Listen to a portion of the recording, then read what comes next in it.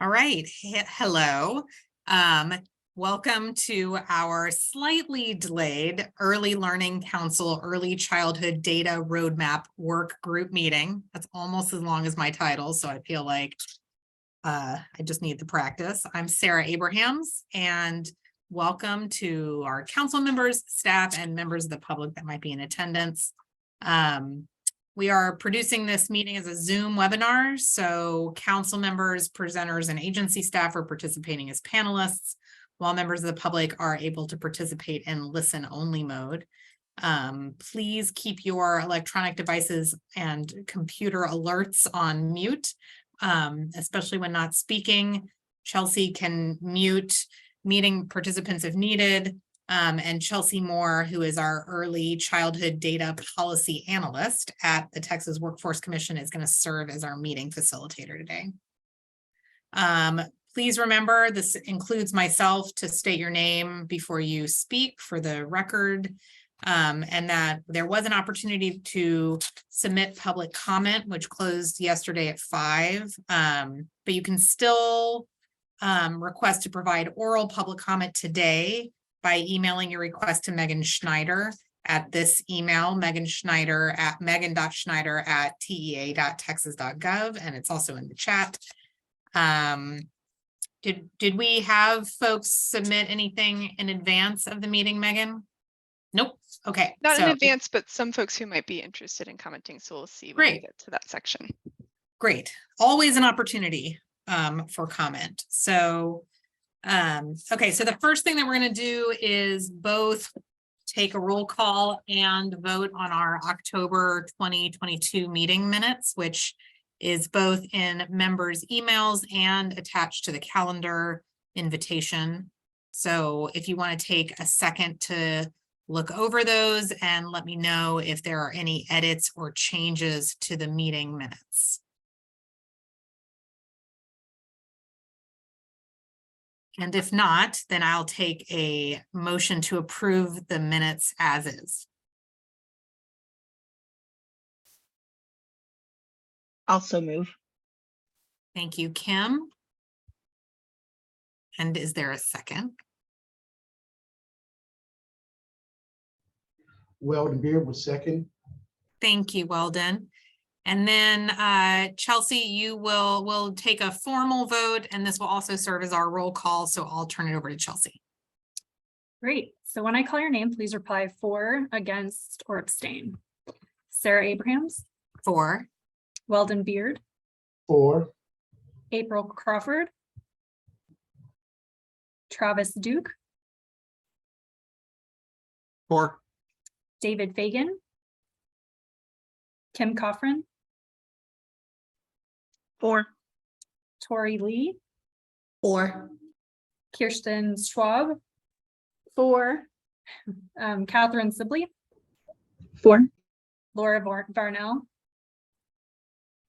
And Allison Wilson. All right, so the motion to approve the October 2022 minutes has carried, and I will pass it back to you, Sarah. Thanks. And Chelsea, just FYI, April's in the participant or the attendees list. Okay, yeah. Megan, can you promote her when you get a chance? I just saw that, so I thought I would let you know. And Kirsten, I see that you and I are in the same room potentially. I think I can talk. Is that what you mean? No, I mean your our backgrounds backgrounds are the same. Oh yeah, oh yeah. Love it. Sorry. Hey, welcome, April. Welcome to the panelist side. Yeah, hello. Can we take April's vote now if we want to mark it down? I read minutes. I'm for them. Sure. Thank you. Okay, so we're going to talk today. We've done the minutes. We're going to talk a little bit about the stakeholder survey. We're going to review the roadmap draft and pay specific attention to the recommendations section. We're going to take public comment if there is any, and then we're going to talk a little bit about next steps as we're leading up to our January TELC meeting and roadmap reveal. So let's talk a little bit about the stakeholder survey. So we did send sort of an overview of the survey results and an invitation to add any additional responses on November 22nd. We said we would do a follow-up just to make sure that we've gotten all of the any responses that folks wanted to give us about our roadmap proposal and journey. There were 3 responses, but none of them were really specific about our data roadmap report or process, and one was really just program specific feedback. So Chelsea made sure to get that program specific feedback to the program in question. There's always an opportunity to accept feedback, and if there are any additional feedback or any information that you want to add to either your original survey responses or to a new response about how we might use this kind of integrated data system, then that feedback can go to Chelsea Moore here at the email listed. Any questions about that as we sort of tie that part up? And the survey results and overview will be listed in the final report. So it'll all be it will all be contained in one version.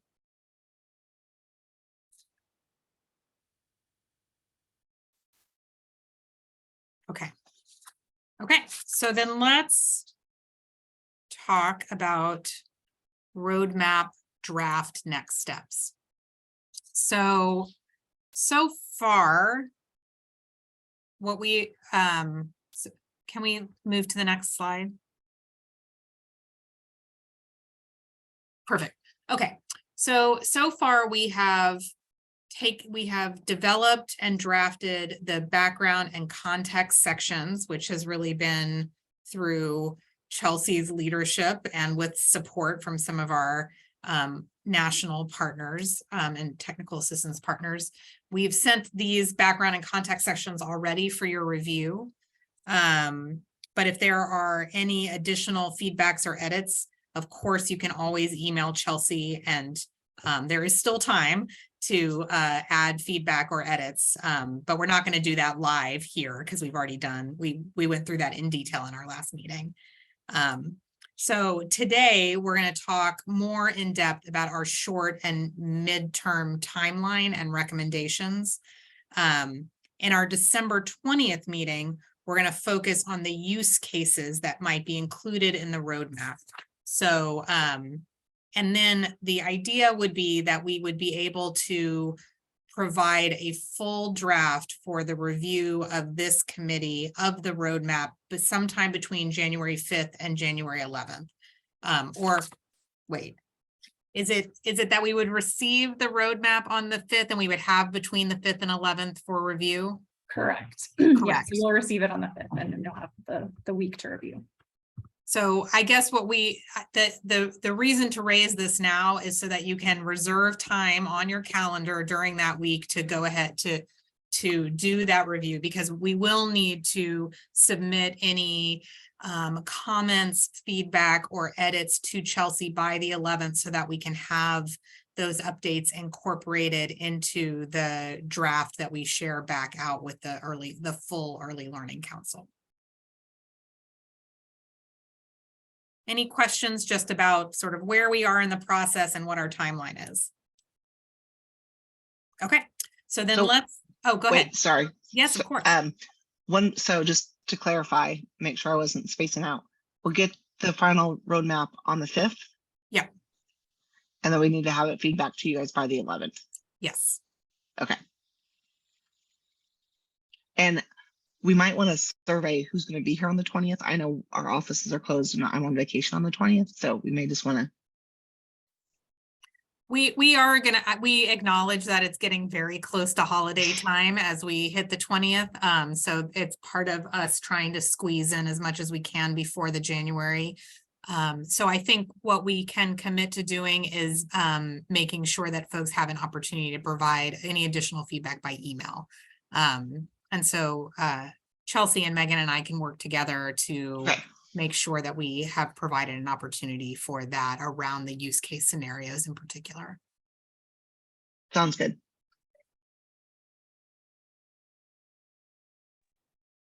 This is Megan.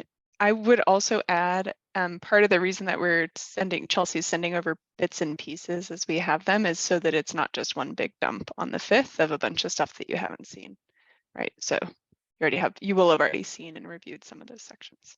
That's right. So hopefully by the time it gets to the 5th, I agree, it is old hat and we're putting the finishing touches on it.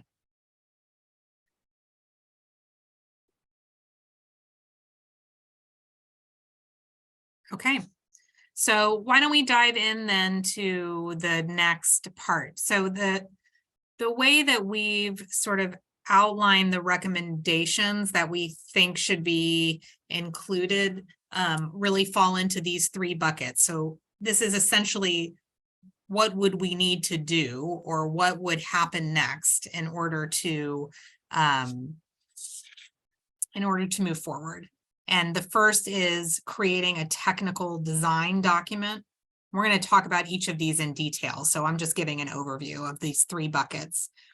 Creating a technical design document, developing a data governance plan, and building the integrated data system using the proposed use cases from the roadmap.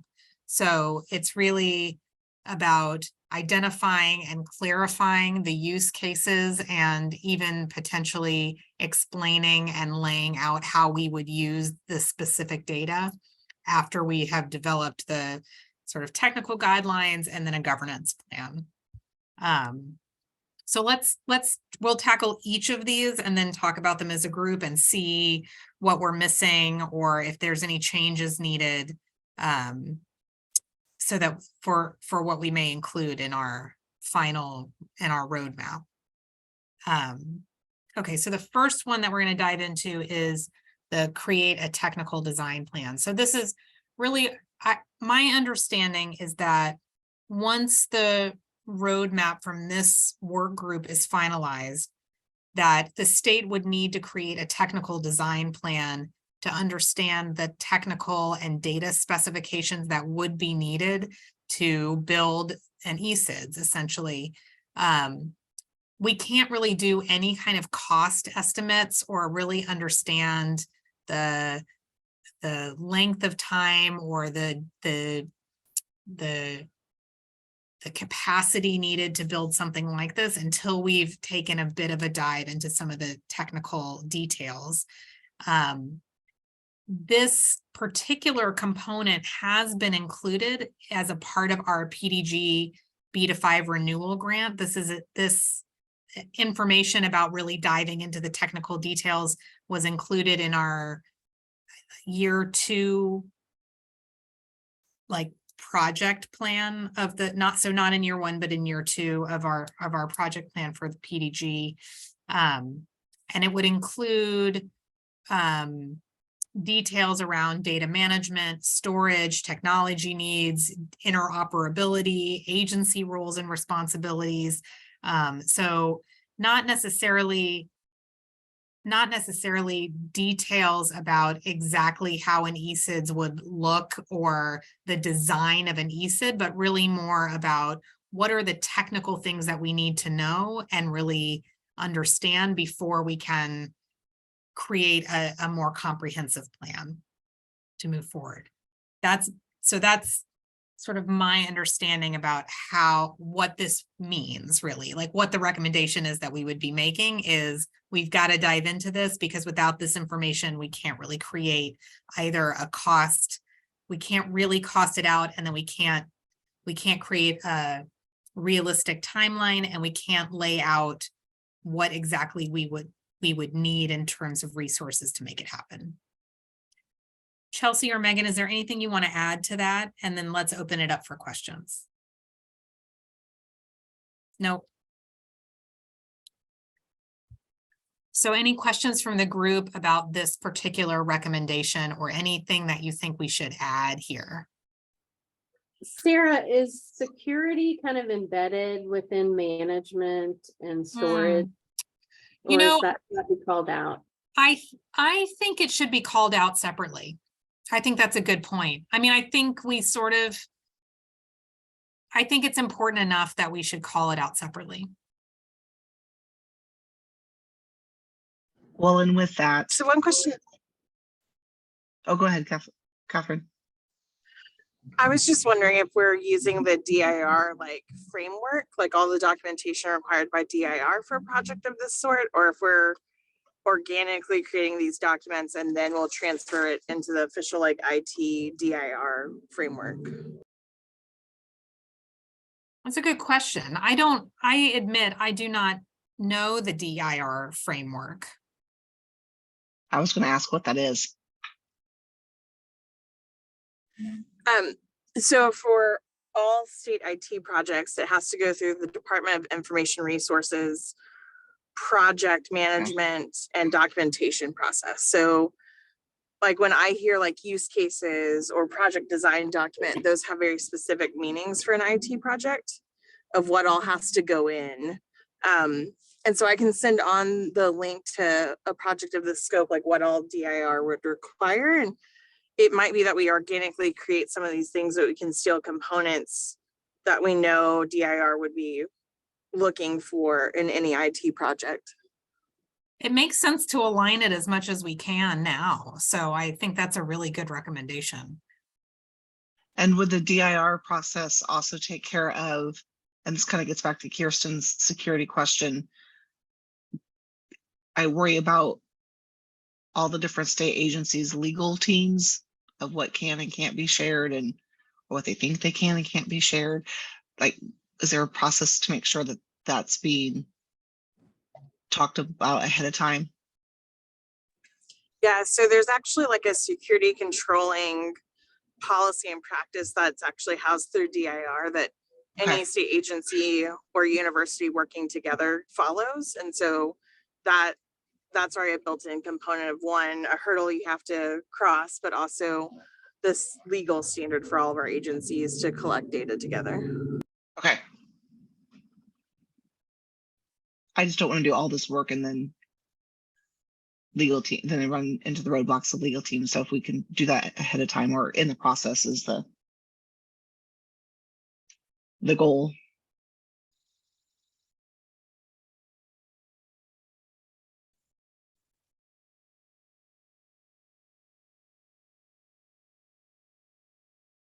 Any other? Oh, I have the other question. So you said this part was built into the PDG grant, and that's funding to do this work?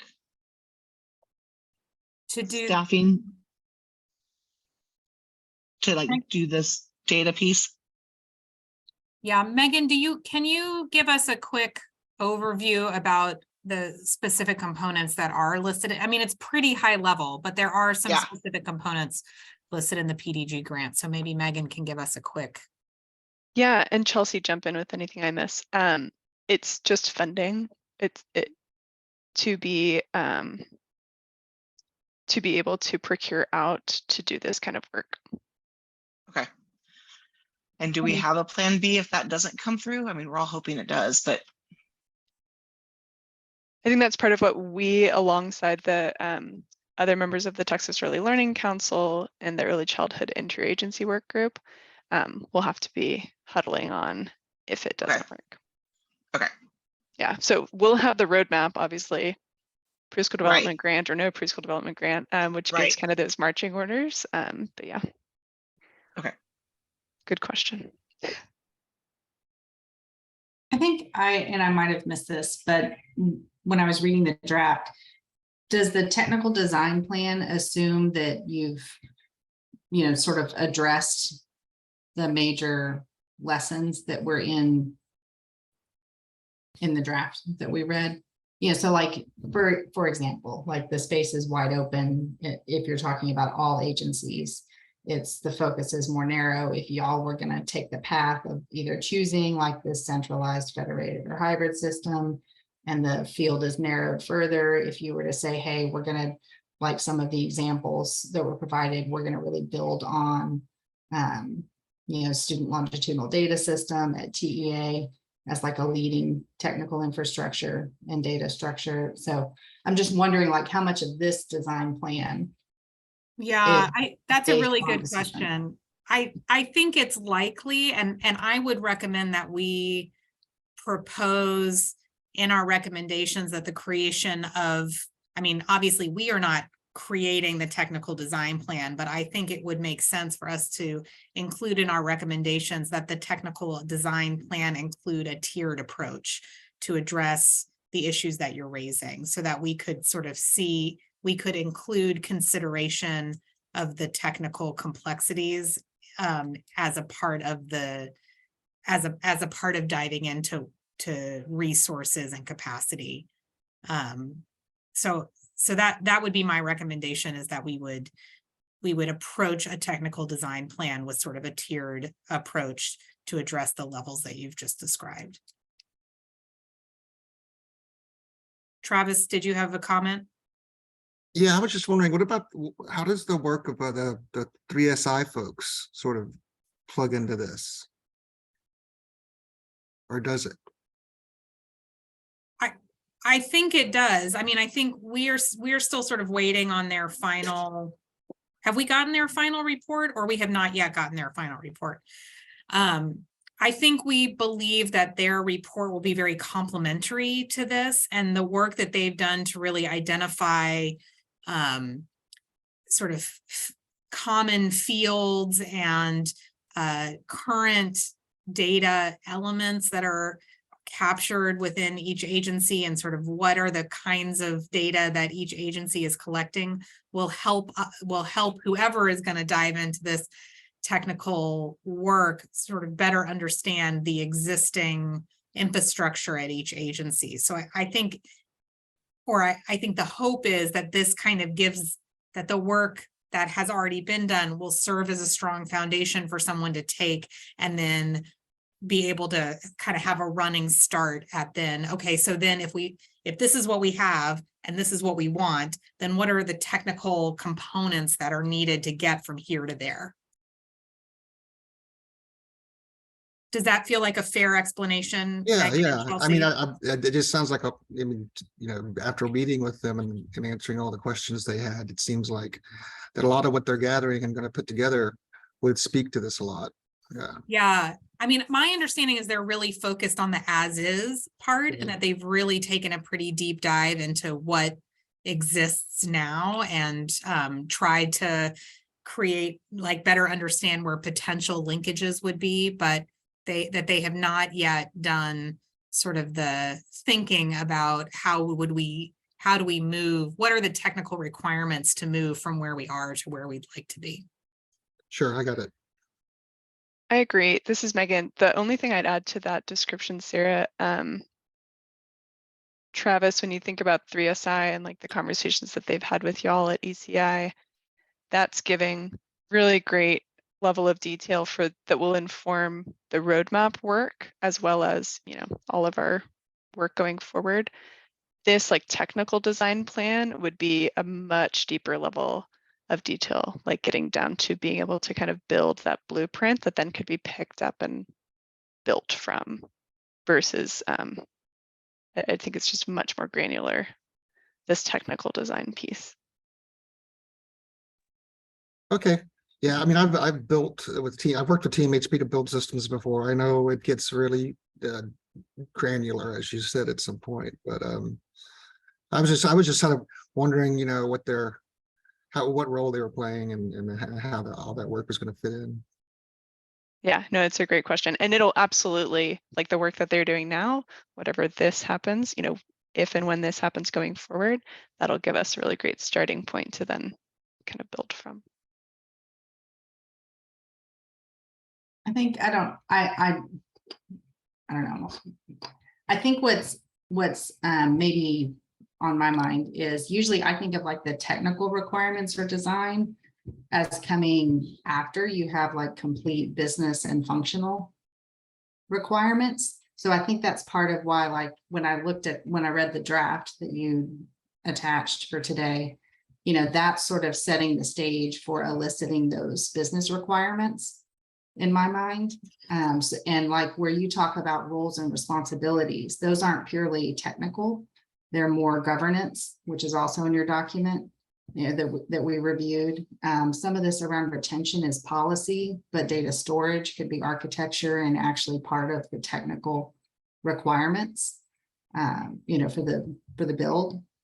So I think that's, I guess what's on my mind is like, I might worry that if you don't have full, and it's helpful to hire someone to elicit business and functional requirements from you, but I would maybe be worried that you should not dive straight into technical design before you have a really well mapped set of business requirements for the build. I think that's really important. And so I just want to distinguish between the creation of a technical design plan and the technical design. Because I think that's what we're saying is the next step is really, I think to your point, not necessarily diving into the answers and recommendations, but really laying out at whatever level of complexity, whether it's around this one project or around a multi-agency, like centralized data system, what are the kinds of things that we're going to need to know and decide about storage and retention and security or management and processing? It's really about honing in on what do we need to know? What are the resources required? Not necessarily, it's not the recommendation is not the deliverable of this recommendation is a plan, not a design, if that makes sense. Because before we jump into the design, we have to be able to say something about cost and resources and complexity. And I think we've been so high level that we're not yet ready to do that. And the next step is really basically, it's like a short term, like the thing that happens between our high level understanding of what the technical components are to like a detailed technical plan. So that's, and I again, I may not be correct in the way that we're thinking about it, but that was sort of the way that I was distinguishing. I'm probably just hung up on the term technology. Like I think to me, what you're describing is you want the design plan that would probably include governance, business process, and technical requirements. Yeah, I guess you're right. I think you're having to make a lot of, you're planning for all three of those. So like you're right, you have to do them all together. You can't sort of separate, you can't separate them out exactly. Yeah. I think one thing that hearing this is whose IT team to help provide a projection or cost of what this looks like. Because that can be very different depending on which IT shop, either across agencies or with a partner that we already use. Those price points can look very different and the length of time to build out can look very different. And so I do wonder if we're thinking through crafting this document and then having these internal conversations across different IT teams of what would this really take to do? What is that dollar amount, or what are those contract hours needed to build out?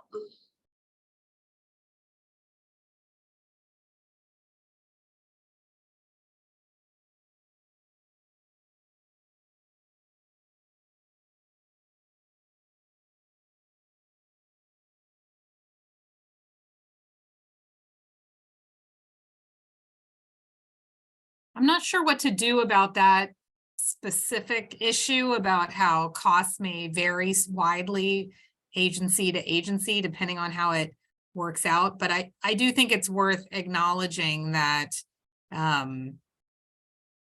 sort of acknowledging that that's an issue and something that we may want whoever is tackling some of our cost exploration to keep in mind.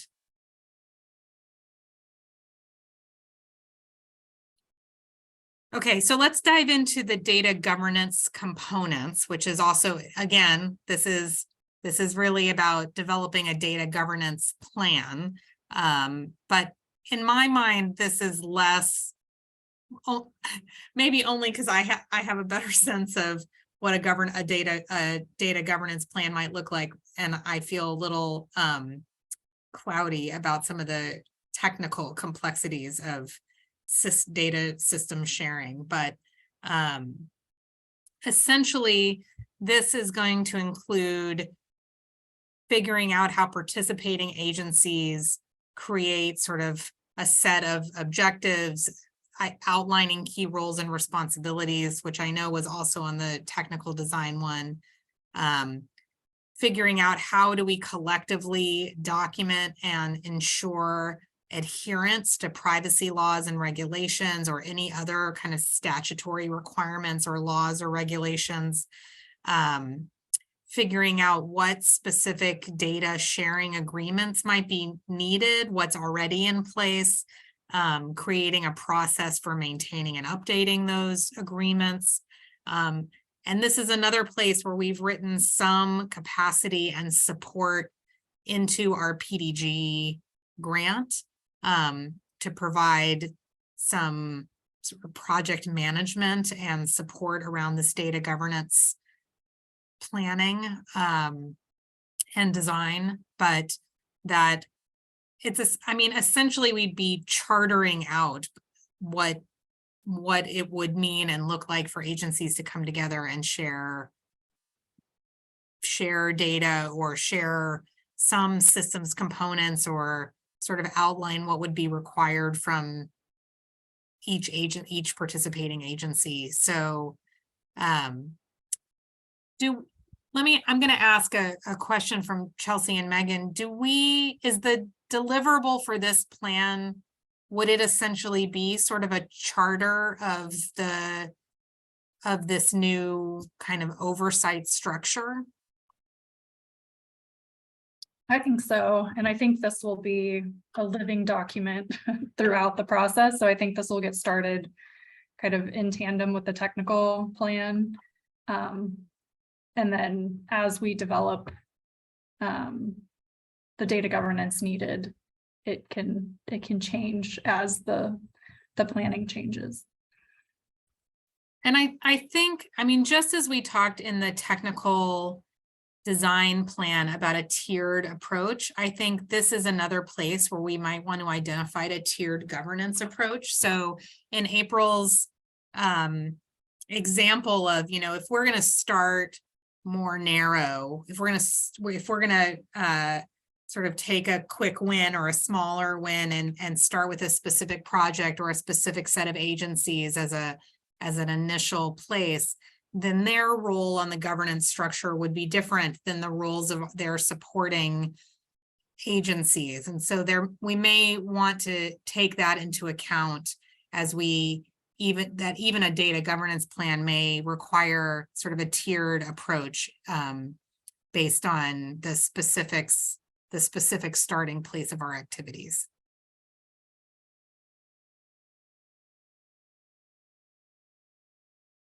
Anything else that we're missing here from this data governance thinking or planning?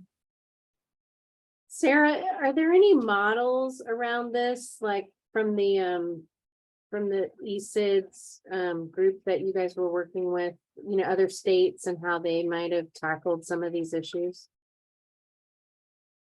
I believe there are, but I don't know if it exists as like a formal written data governance plan. I don't know, Chelsea, if you know the answer to that.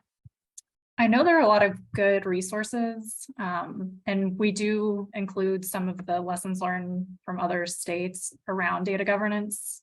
So we do have a starting place. Off the top of my head, I don't know of like a template that everybody uses, but I know there are some really good resources out there. That may be something that between now and January 5th, we could look into a little bit more, because if there are, I mean, I know that we've outlined even in our report a few states that we've taken a deeper dive into really examining and looking at their websites and understanding their structure and the data that they're looking at together. And if it happened that those states that we've dived deeply into or other states have a written data governance sort of policy or plan that we could learn from, then that I think would be helpful as a part of the recommendations that we're making in the report.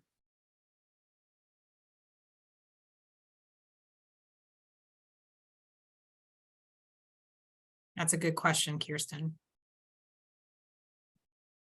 Anything else?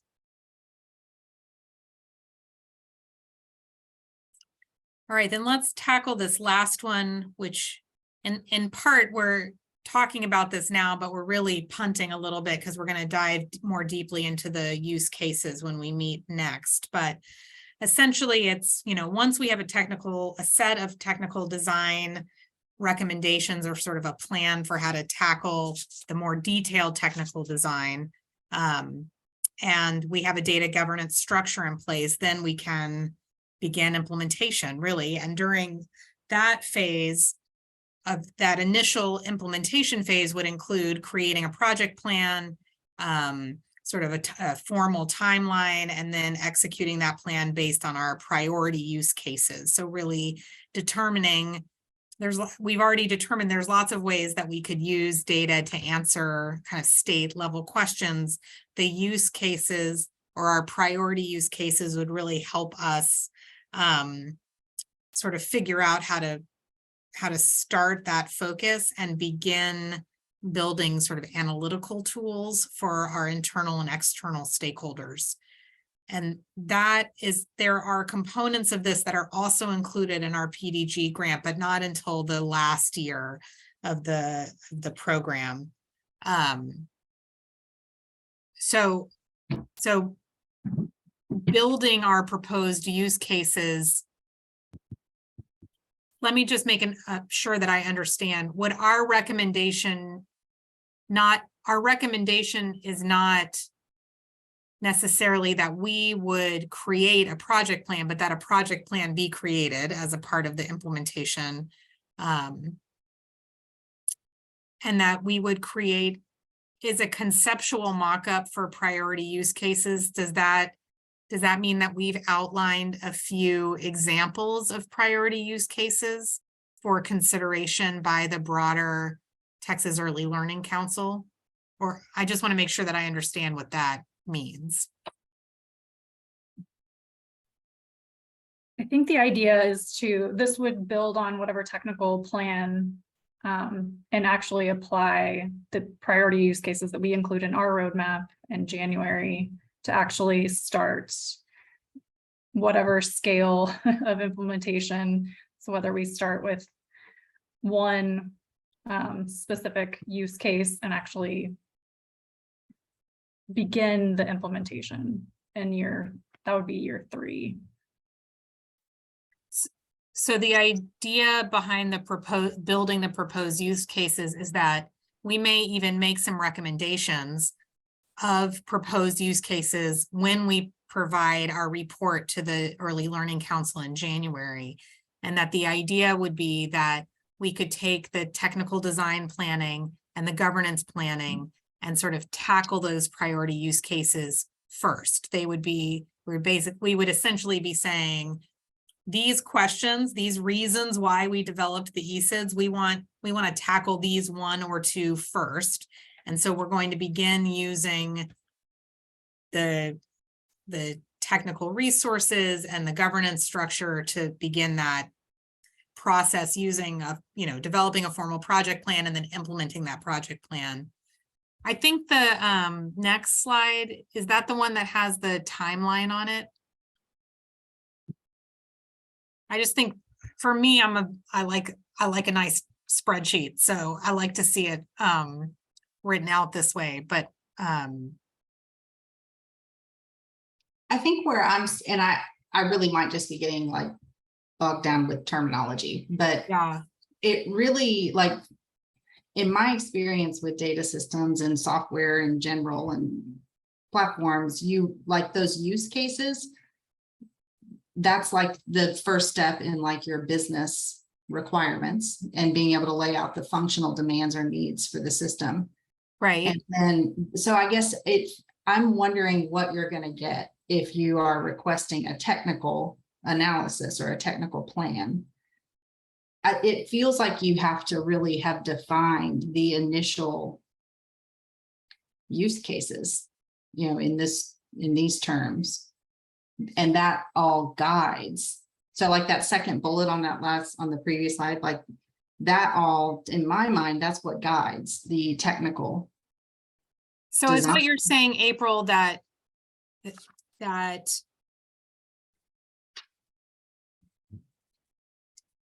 so I think it is a terminology issue. So can we, let's go back to the. Is part of the problem that we don't have the roadmap? Like we don't have the formal, we don't have the full roadmap of what we're presenting yet, correct? Because that's all being still written up. Yeah, I to think then to know what we're building the roadmap, to know what we're building the technical plan for and the governance plan. Like, is that what we're missing? the idea is to have use cases in recommended use cases in the roadmap, and that's what we're going to be In the roadmap. discussing.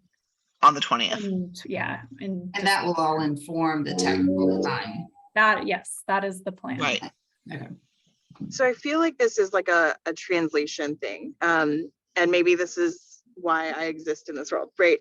So a use case in a true technical design document is what you, after you've already gathered all of your requirements and your business process, your use cases help design the actual structure that you see on the front end and the tables on the back end. And then it tells me what all I have to test in an IT system. And so I think really what we're talking about building and being able to turn over instead is, here's a document that helps really dive in to what this IT system is that we want to be able to build, what it should do, why we're going to use it. And then what happens once you have that funding is that you actually have then a business analyst and a project manager or a scrum master, depending on what type of system you're building. They then walk you through the process to actually build out the true technical specifications of the design and requirements, and then technical use cases. So I think this might be where the DIR structure might be helpful, is that we can take out these words that already have an IT system meaning and use more of what we're talking about of a use cases, helping us be able to explain how we plan to use it, versus here's the actual functional use case, which is like, I want to punch this button to give me this thing that then helps me do this component. So I think maybe that might be something we can help scrub through, and I'll send over the DIR structure, and that might be a little bit more helpful and kind of address this issue that April's bringing up for us too. Because I'm in that same boat with you, April, where I'm like, these have some really specific meanings in my world. Yeah, I think you guys are raising such a good point, and I really do think it's a translation issue, where program folks are using program terms to try to explain a IT or technical term, and so we're not doing it correctly, essentially. But I really love the idea of using the DIR framework as a sort of template for how we lay out this part of the process, because then I do think it helps us more naturally align with what we'll have to do anyway, which is to submit whatever it is that whatever our plan is ultimately for review by that body. And quite frankly, that's probably something that we need to build into our timeline or project planning, is that. So let's see if when we look at that framework, if we can take another stab at some of the language and process development, because I think we can probably take the concepts that we've been talking about and overlay them.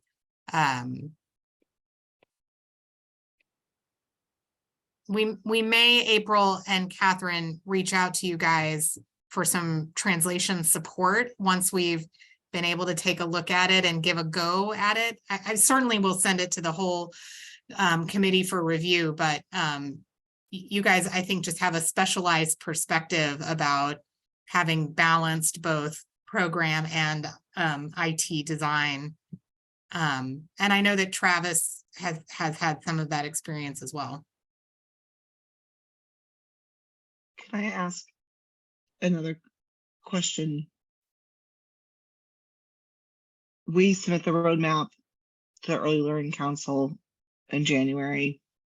Gonna think positive. We get the PDG grant, get the funding to do this work.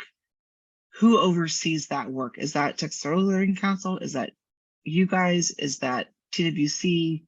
Who's gonna help? Is that us? Do we stay as a subcommittee to help oversee that work?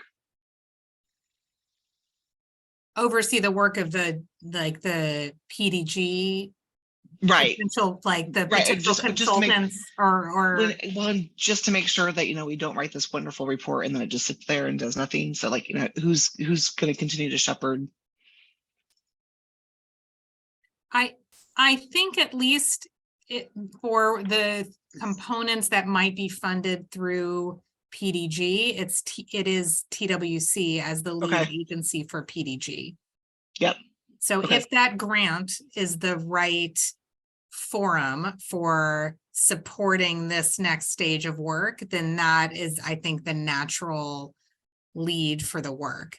If it's not, if we don't get that grant and we have to recalibrate, how are we going to do this and what components can we do with what additional funding, we may have to regroup either with this group or with the TELC. Learning Council. Okay. Mhm. Okay. But we will know whether we've gotten that grant or not by the time By the end of the year. January Right. TELC Right. meeting happens. Yep. Okay. Sounds good. Well, I guess I think we're all just ready to see the roadmap so we could, all this other stuff can make sense.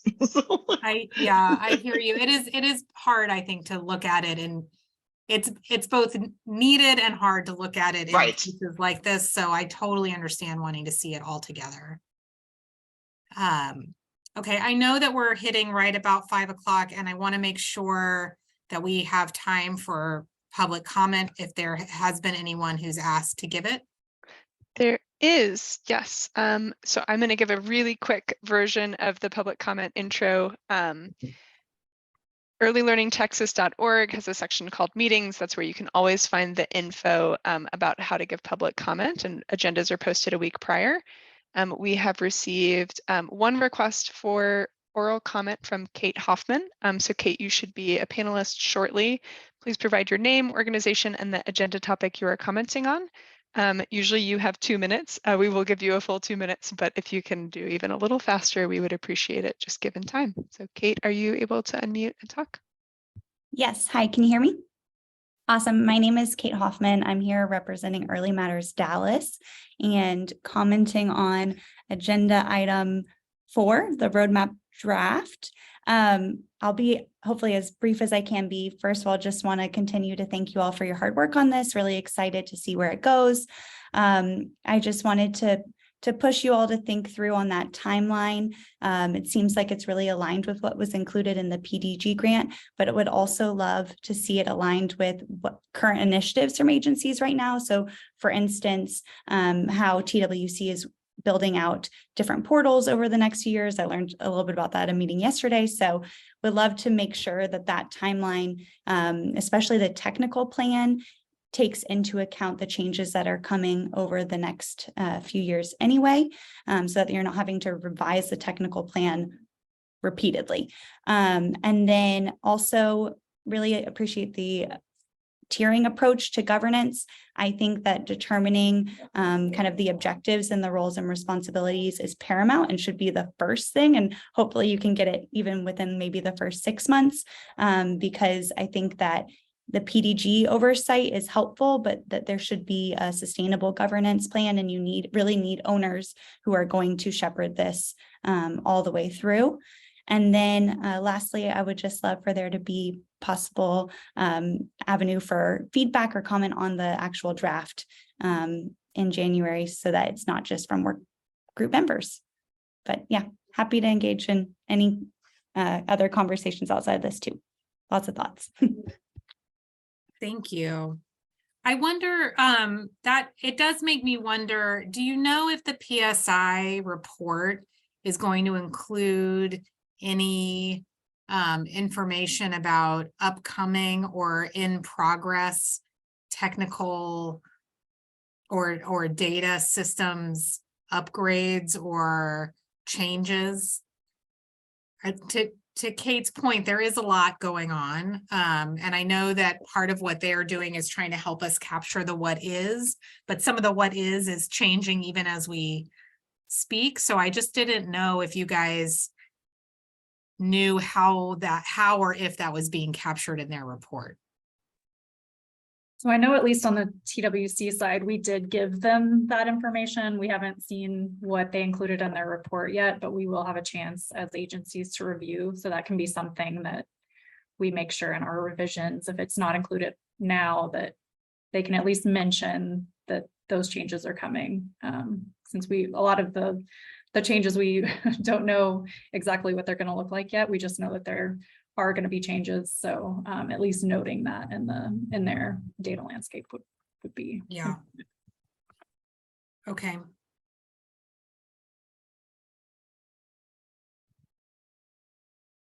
Thank you Great. so much, Kate. That was really helpful. Yep, and that was our only request, so you. I'll pass back to you, Sarah. Okay. Okay, so our next steps, the next steps for our work group is one final meeting, which is on December 20th. And that is a place where we can review the full roadmap draft, but we would be specifically focused on the addressing and providing feedback together on the business use cases, although we will certainly have an opportunity to provide feedback in writing outside of that meeting. And that we will get an update at that point from the data from the 3SI folks. Is that built into our meeting on the 20th? Will we have an opportunity, do you think, to see the report ahead of that meeting, or they're going to review it with us in that meeting and then we'll review the report afterwards? It's a good question. We should have a draft of it by then, but it'll be a very tight timeline. So I don't want to commit to anything, but there will be share outs at the very least in that meeting. Okay. Okay. And then for the business use case components, Chelsea, is that I have the same question, which is that, do you think that we'll be able to send something out to members in advance and get feedback in writing before the meeting, or will we mostly review it in the meeting and then send it out afterwards and provide additional opportunities for feedback after the 20th? The hope is that we'll have something to send to the group. We're also going to be reviewing those with the agencies, the Interagency Group. So I don't know the timing in between their review and this meeting, but I'm hopeful that we'll have something to share beforehand so that we can discuss it in depth in that meeting. Okay.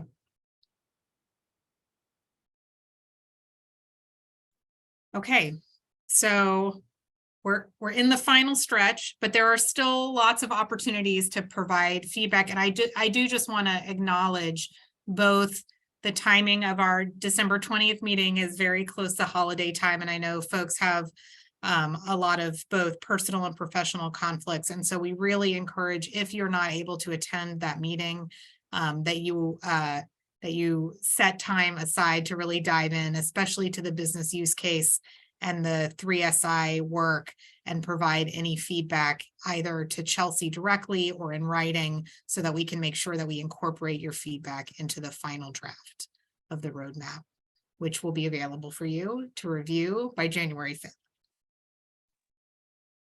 And Sarah, on that note, you guys will be recording the December 20th meeting. So if those of us who can't make it can listen in and get caught up. Absolutely.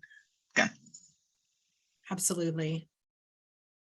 All right. I know we are a little after 5, which means that we've hit our time. I know that was fast and furious. So Again, I welcome folks to reach out to me or Chelsea or Megan directly if you have any additional comments or feedback, either by email or phone. And then otherwise, we will see folks on the 20th. All right, it's 5:06 and meeting adjourned.